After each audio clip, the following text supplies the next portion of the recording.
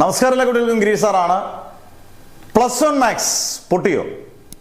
ഈ +1 മാത്സും കഴിഞ്ഞ് ഫിസിക്സും കഴിഞ്ഞു. ഫിസിക്സ് അത്യാവശ്യം ഓക്കെ ആയിരുന്നു. നിങ്ങൾ കമൻസ് രേഖപ്പെടുത്തണം കേട്ടോ. നമ്മൾ പറഞ്ഞ എല്ലാ ക്വസ്റ്റ്യൻസ് ഫിസിക്സ് ചോദിക്കുകയും ചെയ്തു.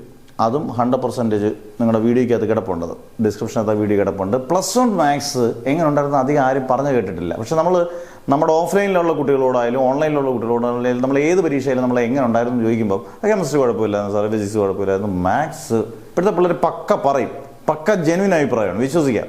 പൊട്ടും സാറേ എന്ന് പറഞ്ഞാൽ പൊട്ടിയിരിക്കും. കാരണം പ്രതീക്ഷ പോലെ ക്വസ്റ്റ്യൻസ് ഒന്നും വർക്കായില്ല. അതായത് പഠിച്ചുകൊണ്ട് പോയ ക്വസ്റ്റ്യൻസ് ഒന്നും വന്നില്ല. പരീക്ഷ ആകുമ്പം എല്ലാ ക്വസ്റ്റ്യൻസും എളുപ്പമായിരിക്കണം, എല്ലാ പരീക്ഷ എളുപ്പമായിരിക്കണമെന്നും എല്ലാം പാടായിരിക്കും എന്നൊന്നും നമുക്ക് പറയാൻ പറ്റത്തില്ല. പക്ഷേ മാത്സ് പിള്ളേർ ശരിക്കും വലച്ച് കളഞ്ഞു. ഇതുപോലെ പബ്ലിക് എക്സാം വരാതിരിക്കട്ടെ.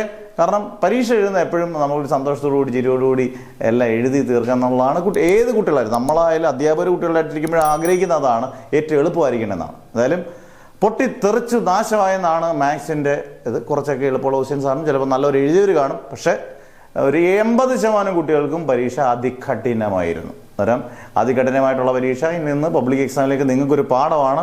ഇനി ഇത് വളരെ കാര്യമായിട്ട് ഏത് ഫിസിക്സ് ആയാലും കെമിസ്ട്രി ആയാലും മാത്സ് ആയാലും ബോട്ടണി ആയാലും സോളജി ആയാലും ഇംഗ്ലീഷ് ആയാൽ പോലും നിങ്ങൾ നന്നായിട്ട് പഠിച്ചിരിക്കണം. ഇംഗ്ലീഷൊക്കെ ഏറ്റവും കൂടുതൽ കുട്ടികൾ തോൽക്കുന്ന പരീക്ഷയാണ് കേരളത്തിൽ.